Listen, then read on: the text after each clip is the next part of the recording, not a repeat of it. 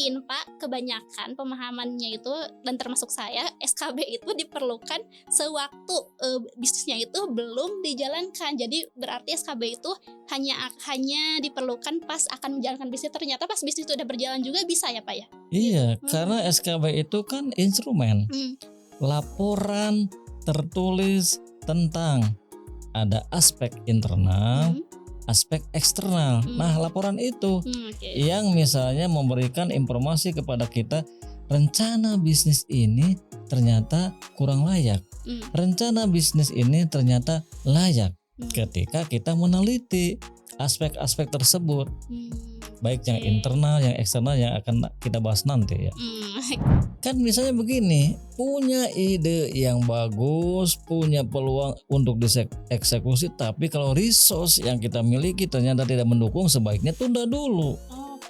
Atau dengan kasaran tong dijalankan. Saat ini kenapa? Kita belum memiliki kemampuan dari sisi finansial dan sebagainya. Tunda dulu, ulah dipaksakan. Nah, bilinan tijuralit. Oh, jadi janten pami dipaksakan bakal tijuralit ya, Pak? Oh iya.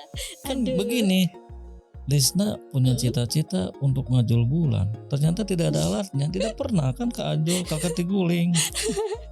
Oke. Kalau itu kalau apa? Pak, kalau tijuralit nanti terseok-seok ya, Pak. Tadi kata Bapak pas Gak bisa, nyeri, aduh, sakit. Iya. Nanti berdarah. susah bangkit ya, Pak ya. Iya, nggak ada panggung gitu. 5,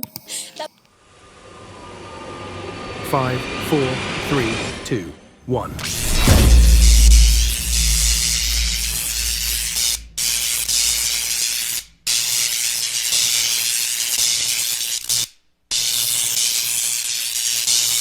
Elko Entrepreneurship, solusi bisnis UMKM.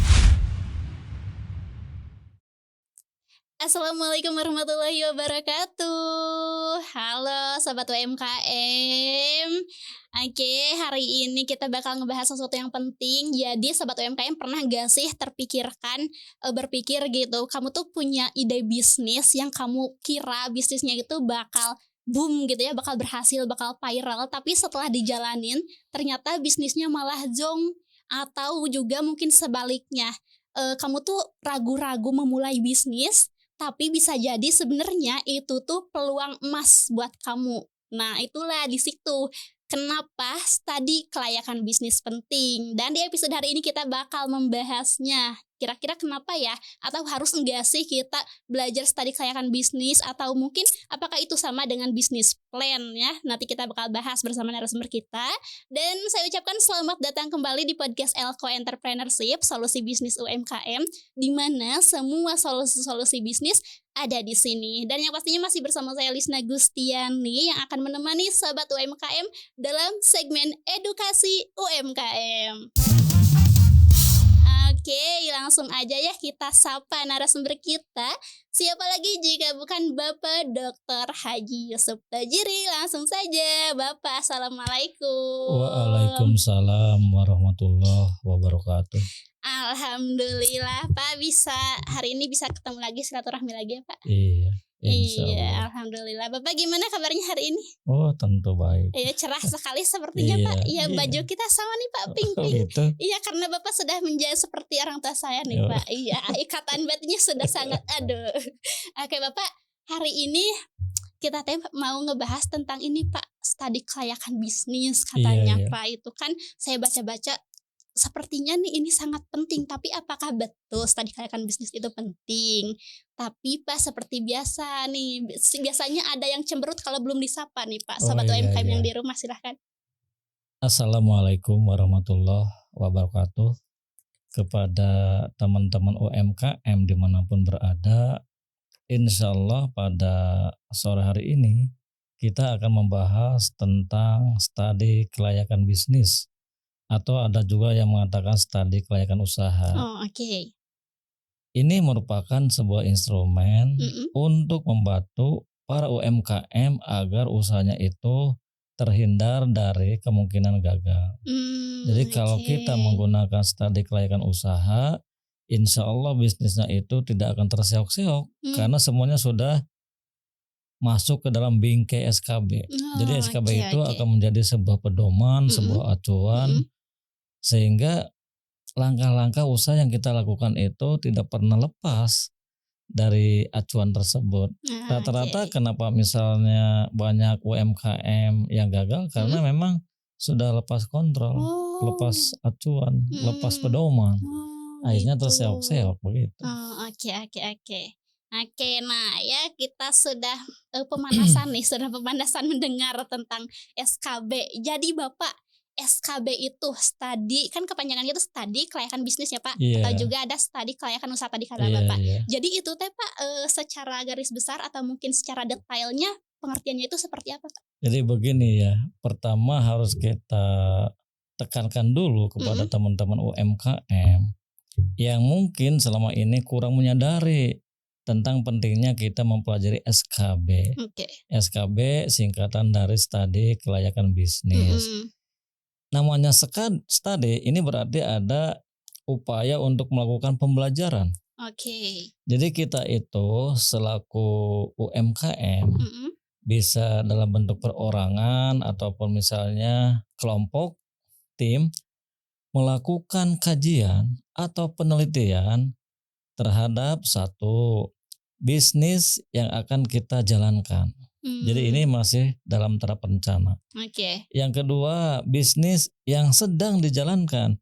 Berarti bisnis tersebut sudah dieksekusi. Oh, Yang ketiga, bisnis yang sudah rutin dijalankan oleh perusahaan itu. mmm. Jadi ini semua harus kita lakukan penelitian dengan menggunakan SKB, SKB oke. supaya rencana bisnis yang akan kita jalankan itu memang bisa menghasilkan Mhm. atau bisnis yang sedang jalan dan rutin dijalankan pun pada akhirnya akan memberikan keuntungan yang banyak kepada kita. Mmm, Jadi kita harus melakukan penelitian, mhm. penelitian tentang bisnis-bisnis yang akan kita lakukan. Tetapi umumnya dipahami oleh banyak orang, SKB ini digunakan kepada bisnis-bisnis yang akan dijalankan. Itu Oke. juga betul. Mhm, Tapi bagi kita sebagai pengusaha, SKB atau Studi Kelayakan Bisnis itu atau dalam bahasa Inggrisnya itu FS ya, mmm. Feasibility Study. Itu bisa kita lakukan kepada bisnis-bisnis yang sedang dijalankan dan yang sudah biasa atau rutin dijalankan juga. Oh, Itu oke. memang harus rutin kita lakukan supaya apa? Kita bisa memonitor kemungkinan-kemungkinan bisnis itu melenceng, tidak Mmm, sesuai lagi dengan tujuan awal bisnis itu. oke Jadi oke oke. butuh SKB. Mhm Jadi mhm. sekali lagi SKB itu merupakan penelitian Penelitian. yang dilakukan bisa oleh orang perorangan Mhm. atau tim kelompok orang untuk mengkaji bisnis yang akan dijalankan, bisnis yang sedang dijalankan, dan juga bisnis yang sudah rutin dijalankan. Ah, Supaya apa? Supaya bisnis tersebut memang layak untuk kita eksekusi karena apa? Punya peluang untuk memberikan keuntungan. Nah, oke begitu. oke oke oke. Oke, berarti kan tadi kan yang poin 2-nya itu bisnis yang sudah dijalankan ya, Pak, ya. Iya, Nah, mungkin Pak, kebanyakan pemahamannya itu dan termasuk saya, SKB itu diperlukan sewaktu, bisnisnya itu belum dijalankan. Jadi berarti SKB itu hanya diperlukan pas akan menjalankan bisnis, ternyata pas bisnis itu udah berjalan juga bisa ya, Pak, ya? Gitu? iya, karena SKB itu kan instrumen Mmm, laporan tertulis tentang ada aspek internal, mhm, aspek eksternal. Nah, mmm, laporan itu oke, yang misalnya memberikan informasi kepada kita, rencana bisnis ini ternyata kurang layak. mmm, Rencana bisnis ini ternyata layak mmm, ketika kita meneliti aspek-aspek tersebut, baik yang oke. internal, yang eksternal yang akan kita bahas nanti ya. Oke oke oke, aspek-aspeknya bakal dibahas nanti ya, Pak, ya? Iya, Oke. Oke, Pak, nah terus, Pak, ada satu, apa ya, istilah yang mungkin juga sebelumnya pernah dibahas atau juga yang nggak asing buat sobat UMKM juga, namanya itu kan bisnis plan, Pak. iya, iya. Nah, apakah itu teh sama dengan studi kelayakan bisnis atau berbeda? Kalau berbeda, perbedaannya itu di mananya atau bagaimana? Berbeda. Oh, oke. Kalau studi kelayakan bisnis itu kan produknya berupa tulisan tentang laporan informasi dari hasil penelitian Oke. terhadap rencana-rencana bisnis yang akan kita lakukan. Jadi kalau yang dapat kita pahami, SKB itu merupakan alat instrumen yang nanti akan digunakan oleh pengusaha. Apakah itu kelompok mikro, kecil, menengah, apalagi besar, untuk membuat bisnis plan. Jadi bisnis plan itu mengacu kepada hasil studi kelayakan bisnis. Begitu. Oke. Jadi bisnis plan itu mengacu pada hasil dari studi kelayakan bisnis gitu ya Pak? Kita membuat perencanaan itu sudah mendapatkan informasi. Informasinya itu dari mana? Dari hasil SKB. Jadi teman-teman UMKM sebelum melakukan perencanaan sebaiknya kita mengumpulkan informasi dan informasi itu kita evaluasi sehingga informasi itu akan menyajikan apakah kita lanjut, kita tunda atau bahkan kita tinggalkan. Begitu. Oke. Kayak gitu. Berarti Pak nih, langkah-langkahnya gimana Pak untuk SKB ini, penyusunan SKB ini? Kan SKB itu atau studi kelayakan bisnis itu memang punya proses. Memiliki beberapa langkah yang harus kita lalui. Pertama, tidak mungkin misalnya kita membuat laporan kalau misalnya awalnya dulu tidak pernah kita temukan yang namanya ide. Jadi tahapan awal dalam proses SKB itu kita harus bisa menemukan ide-ide bisnis. Ide-ide bisnis. Iya. Kan seperti ciri salah satu pengusaha itu kan punya kreativitas. Kreativitas itu kemampuan dalam menemukan ide-ide dan itu kan tidak setiap orang. Hanya ada beberapa gelintir orang yang bisa menemukan ide-ide itu. Karena itu memang yang punya pikiran kreatif itu sedikit. Tidak banyak tetapi bisa diajarkan. Bisa diajarkan kalau memang orangnya mau. Masalahnya kan mental orang itu ada yang open, siap menerima berbagai macam informasi, ada yang tidak open. Atau nanti misalnya menolak close, gitu, Pak. kadang-kadang menolak informasi dari siapapun. Nah itu biasanya orang tidak bisa berkembang. Jadi tahap awal dalam studi kelayakan bisnis itu kita harus bisa menemukan ide-ide usaha, ide-ide bisnis. Dan ide itu tidak satu, mungkin lebih dari satu. Sehingga proses yang kedua kita akan melakukan penelitian terhadap apa ide-ide tersebut. Kita akan melakukan kajian dalam bentuk penelitian terhadap ide-ide itu. Mana ide-ide yang mungkin bisa dieksekusi, mana ide-ide yang mungkin dieksekusinya itu nanti atau bisa ditunda dulu. Jadi ada yang namanya skala prioritas. Iya. Nah, habis misalnya kita melakukan penelitian terhadap ide-ide yang sudah kita temukan, kita teliti, baru evaluasi. Jadi evaluasi itu bisa melakukan kontrol atau periksa terhadap awal dari rencana kerja kita pada saat kita sedang mengerjakan atau sesudah kita melakukan pekerjaan. Jadi evaluasi itu mana ide-ide yang bisa kita kerjakan. Kemudian ketika kita kerjakan tetap harus kita evaluasi, apalagi ketika ide itu sudah dieksekusi tetap harus kita evaluasi. Jadi evaluasi itu pada awal, pada saat, pada sesudah. Orang kadang salah dalam melakukan evaluasi karena ternyata evaluasi itu dilakukan ketika sudah. Iya, kebanyakan gitu. Kalau sudah terjadi kegagalan besar biayanya. Kan ada yang namanya preventif. Kemudian ada yang namanya apa lagi? Ada preventif itu tindakan sebelum terjadi, kan? Jangan sampai kita bertindak sesudah terjadi. Memang boleh, tetapi biaya terlampau sudah tinggi.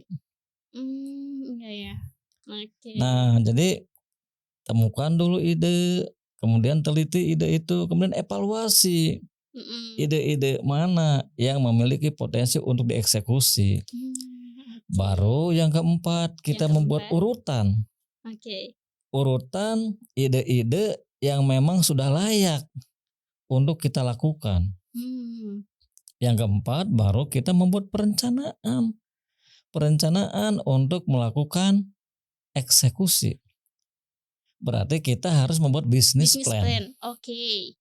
Perencanaan untuk Yang eksekusi. keempat baru kita eksekusi, melakukan implementasi. Ya. Oke. Jadi kurang lebih ada berapa? 5, 6. 6 Pak.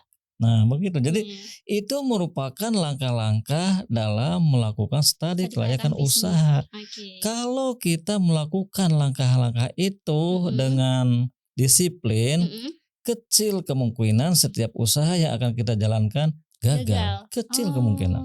Oke. Jadi rata-rata misalnya UMKM itu suka menyepelekan atau mungkin tidak menganggap penting terhadap SKB. Makanya Oke. sekarang SKB itu dipelajari di setiap sekolah termasuk kampus-kampus. Karena SKB itu merupakan laporan tertulis hasil penelitian terhadap lingkungan internal, lingkungan eksternal. Iya. Begitu. Oke. Oke, nah Bapak gimana sih Pak cara menemukan sumber data yang akurat dalam setiap, kan tadi kan tahapannya itu ada 6 ya Pak. Nah biar pas tahapannya itu kita teh nggak ragu lagi gitu Pak, pas ide udah ada, oke lah ini pasti akurat nih gitu Pak, gimana sih? Kan kita itu melakukan analisa Oke. terhadap apa aspek-aspek internal usaha kita. Oke, kita ngebahas aspek nih. Satu, Oke. kita harus bisa menganalisa lingkungan manajemen atau struktur kepengurusan perusahaan itu seperti apa. Mulai dari pemimpin paling atas, pemimpin menengah, sampai supervisor. Analisa. Apakah mereka itu punya kemampuan tidak untuk mengelola rencana usaha itu? Oke. Nah itu kita analisa. Oh ternyata masih banyak kekurangan. Berarti harus kita latih, harus kita didik supaya mereka memiliki kesiapan untuk mengelola rencana-rencana usaha ke depan. Dari sisi pemimpin atau kepengurusan. Yang kedua kita juga harus bisa menganalisa dari sisi finance. Apakah modalnya memadai tidak untuk melakukan rencana usaha ini? Karena bisa jadi dalam SKB ini perusahaan ingin melakukan pengembangan usaha, skill up. Mungkin banyak caranya, misalnya mengembangkan produk, mengembangkan pasar, mengoptimalkan pasar, atau melakukan diversifikasi. Itu salah satu pilihan-pilihan dalam rangka mengembangkan usaha. Nah itu semuanya tergantung kepada resource uang. Ada nggak uangnya, ada nggak modalnya. Punya keinginan ternyata tidak punya kemampuan, mungkin itu bermimpi. Jadi kita harus menganalisa ada tidak uangnya, ada tidak modalnya. Nah itu bagian dari kajian SKB. Ternyata uangnya cukup, kita alokasikan untuk apa? Skill up. Yang ketiga, aspek produksi. Apakah kita sebagai pelaku usaha memiliki kemampuan tidak untuk apa? Mengerjakan produksi itu. Karena ternyata produksi itu menggunakan teknologi. Ada tidak teknologinya? Harus kita analisa, harus kita ukur. Jangan sampai misalnya ketika kita memproduksi barang tanpa menggunakan teknologi, sehingga apa? Barang yang kita hasilkan itu ternyata tidak efisien, tidak efektif, sehingga terjadi pemborosan. Kata SKB ini jangan sampai dilanjut. Ini finance, produksi. Yang keempat, marketing. Marketing. Apakah ketika kita akan melakukan penetrasi pasar, market development, product development, ataupun diversifikasi, pasarnya ada tidak ada, atau pasar yang mana? Karena pasar ini ternyata luas. Nah ini juga harus kita kaji. Jadi pengembangan usaha ini harus kita hubungkan dengan konsumen-konsumen yang akan kita layani. Misal dari hasil penelitian ternyata ada permintaan laten dari konsumen yang selama ini belum bisa dipenuhi oleh siapapun termasuk diri kita. Berarti kita bisa mengembangkan usaha untuk memenuhi permintaan konsumen yang selama ini belum bisa kita penuhi. Oke. Berarti kan market development, product development. Kemudian yang terakhir itu ada yang namanya aspek sumber daya manusia. Apakah kita memiliki sumber daya manusia yang memiliki kemampuan? Tidak, kompetensi tidak. Percuma misalnya kita membuat BP atau business plan yang didasarkan kepada hasil SKB, ternyata dari aspek sumber daya manusia tidak mendukung. Jadi tidak akan mungkin SKB itu bisa dijalankan ketika orang-orang yang akan menjalankan itu tidak punya kompetensi. Kita bicara kompetensi. Siapkan dulu orang-orangnya yang akan menjalankan bisnis plan tersebut. Kenapa? Karena SKB menghendaki supaya dari aspek manusia itu memang sudah memiliki kesiapan karena mereka itu rata-rata memiliki kompetensi. Itu dari aspek internal ya Pak ya. yang harus kita analisa. Dari hasil analisa itu kita bisa mendapatkan laporan mana aspek-aspek internal yang kuat dimiliki oleh kita, mana aspek-aspek internal yang lemah dimiliki oleh kita. Sehingga teman-teman bisa menggunakan analisa SWOT. Di SWOT dulu. Mana yang kuat, mana yang lemah. Atau dengan kata lain ini dalam rangka introspeksi. Jadi mengukur dulu kekuatan yang kita miliki. Jangan sampai punya cita-cita tinggi tetapi kita tidak mendapatkan dukungan dari kemampuan internal kita. Nggak bayang. Itu mah hanya sebagai lamunan. Hanya wacana nanti. Selain SWOT itu kita gunakan untuk menilai aspek-aspek internal perusahaan yang kita maksudkan supaya kita mendapatkan informasi tentang satu kekuatan, yang kedua kelemahan. Eta mah ngagebrainya bagaimana kekuatan yang kita miliki, bagaimana kelemahan yang kita miliki. Model Lisna, analisa diri Lisna. Sebelum misalnya melakukan kegiatan pengembangan. Apakah saya memiliki kemampuan? Tidak. Jadi dalam bahasa orang nama ngaca tuh. Ngaca, ngukur diri. Ngukur diri. Jadi hasil analisa terhadap lingkungan internal kita, informasi yang kita dapatkan itu satu, kelemahan, dua, kekuatan. Yang kedua, kita juga harus melakukan analisa terhadap lingkungan eksternal kita. Itu kan banyak variabelnya. Ada yang mengatakan pestel. Pestel apa tuh Pak? Satu, kita akan meneliti tentang keadaan politik kita. Dua, kita akan meneliti tentang keadaan ekonomi kita. Tiga, kita akan meneliti tentang sosial masyarakat kita. Empat, kita akan meneliti tentang teknologi yang sedang berkembang pada saat ini. Lima, kita juga akan meneliti tentang environment, lingkungan alam. Yang keenam, kita juga akan menganalisis tentang legal. Aspek legalitas perusahaan yang kita miliki itu jelas harus kita urus. Bagaimana pemerintah bisa mengakui existing usaha kita kalau dari sisi legalitas ternyata nol. Itu kita analisa. Termasuk juga kita menganalisa pesaing. Pesaing itu harus kita ukur. Seberapa kuat dia. Seberapa lemah dia. Sama. Jadi analisa SWOT untuk mengukur lingkungan eksternal, maksudnya kita akan mendapatkan informasi tentang peluang, ancaman. Begitu. Jadi dari hasil analisa ini nanti ada rekomendasi. Lisna sebaiknya usaha Lisna itu lanjutkan. Kenapa? Punya kekuatan. Dari total kekuatan yang organisasi usaha Lisna miliki itu ternyata positif 6. Dan juga ketika kita analisa tentang lingkungan eksternalisna, ternyata ada 7, 6,7. Oke. Kalau begitu lanjutkan. Jadi Oke, SKB oke. itu menyajikan informasi tentang data-data tadi. Data tentang kekuatan, kelemahan organisasi usaha kita yang bersifat internal. Yang kedua, data-data berupa informasi tentang peluang dan ancaman dari lingkungan eksternal, termasuk Oke. para pesaing. Diukur. Oke.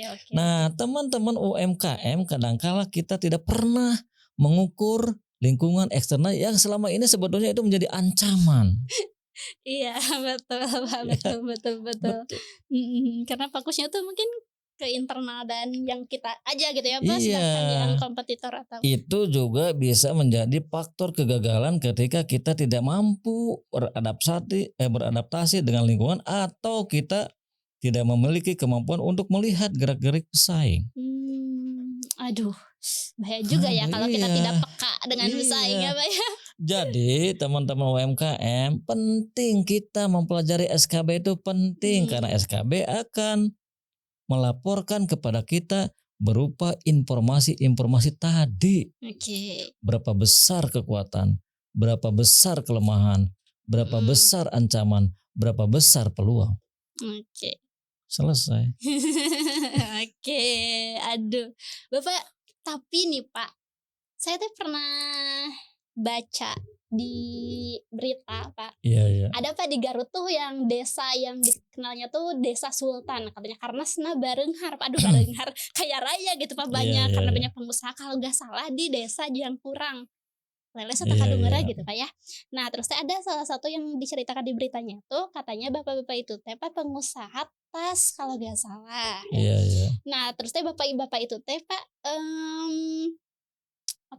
tamatan SD lah gitu Pak ya.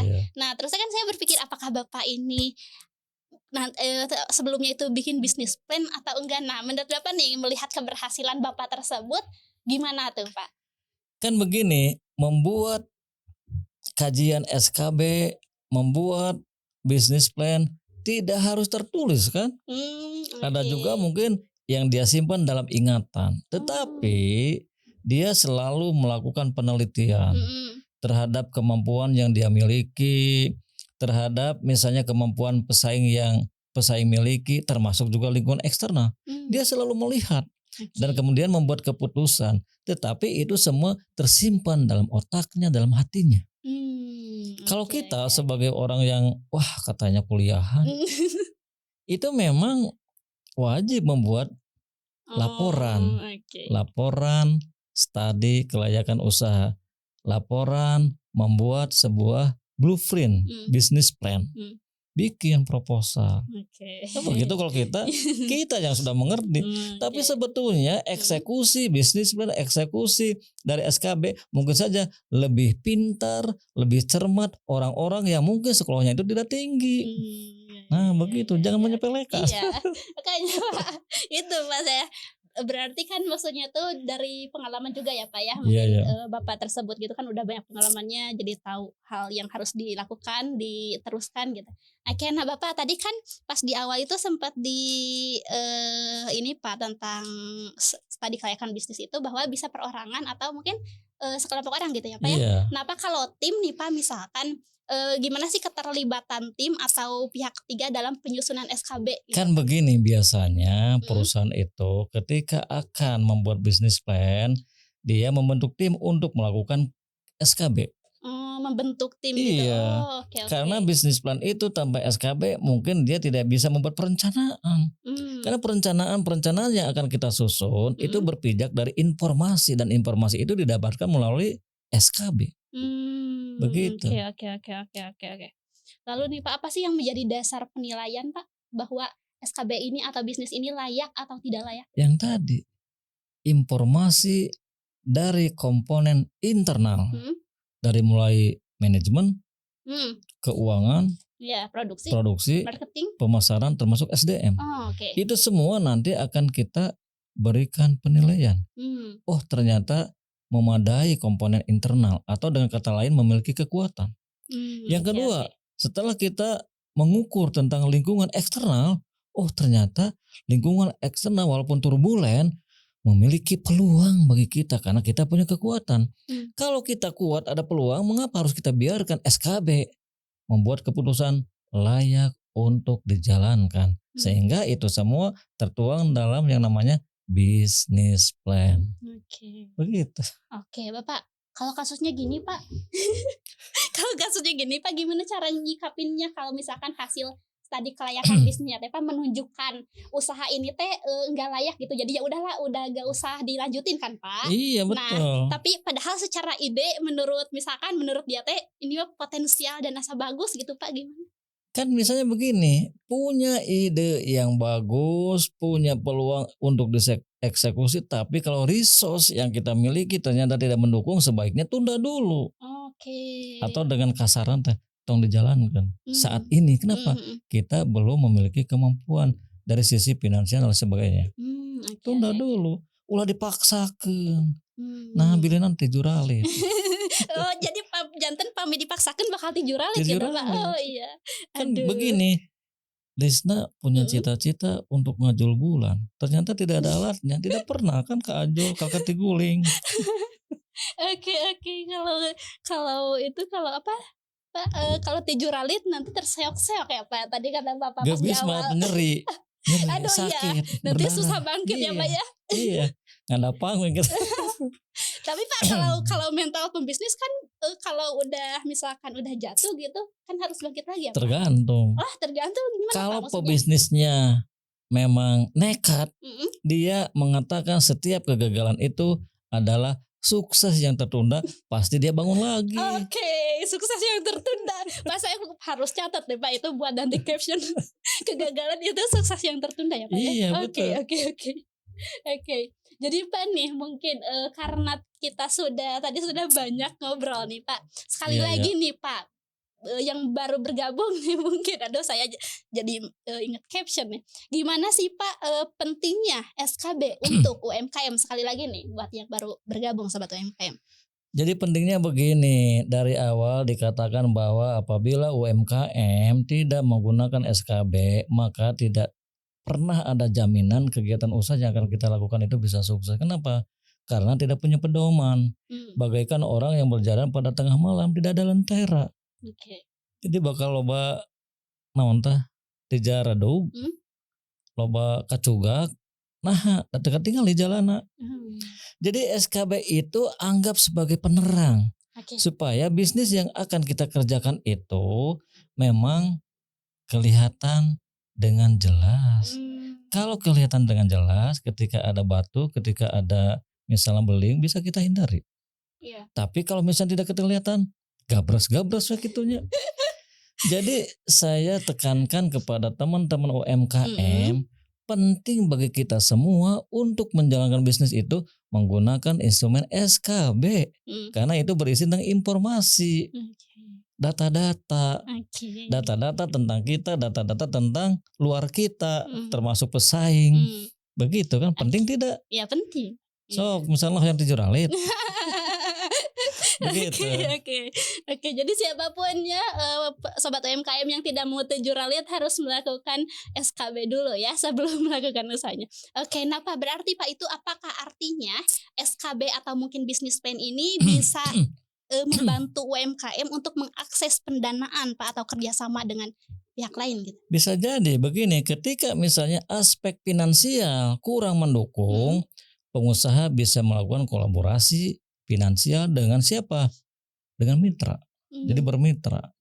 Kenapa? Ide ini bagus.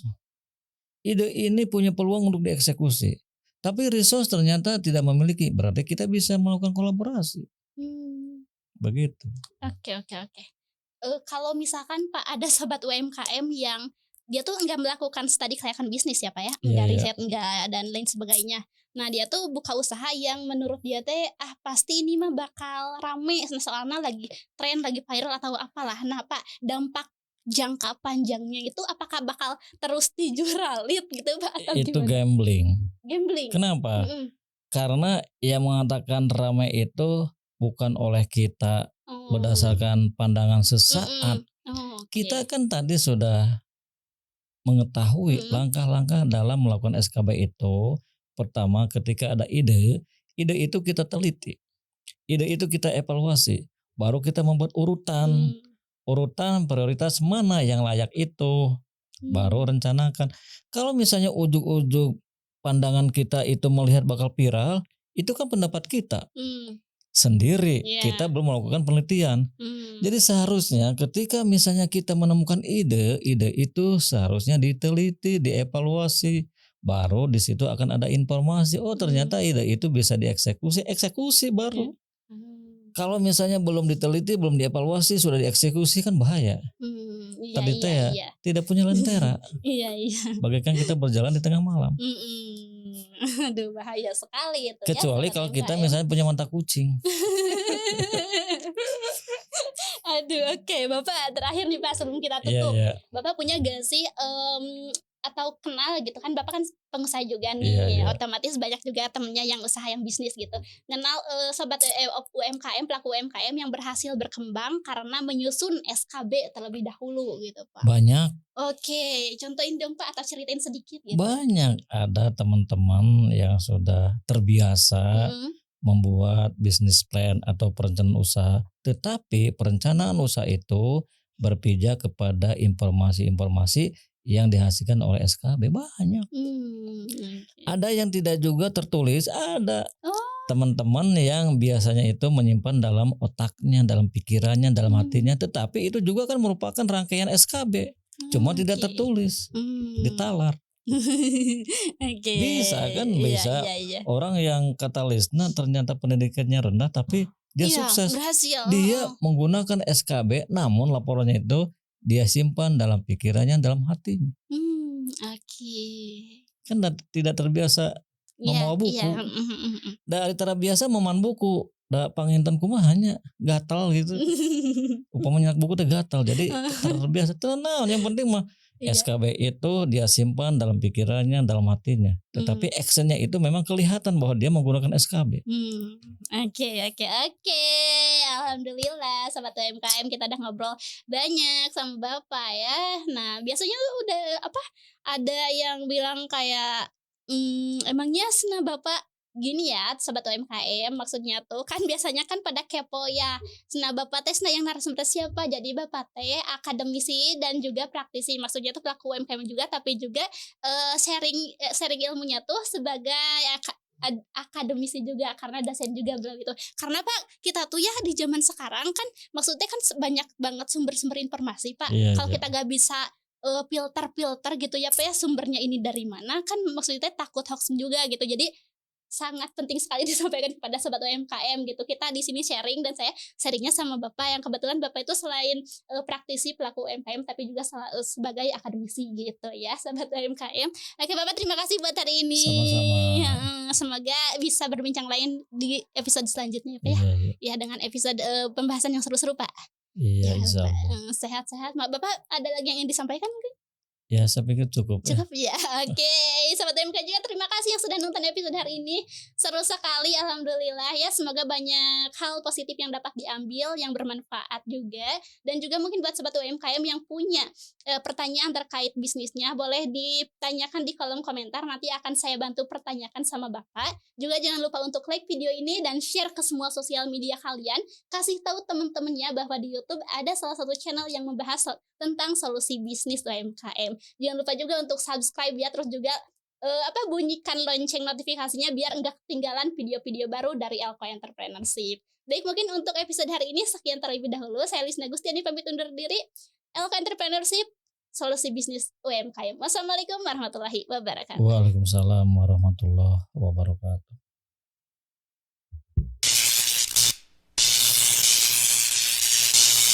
Elko Entrepreneurship, solusi bisnis UMKM.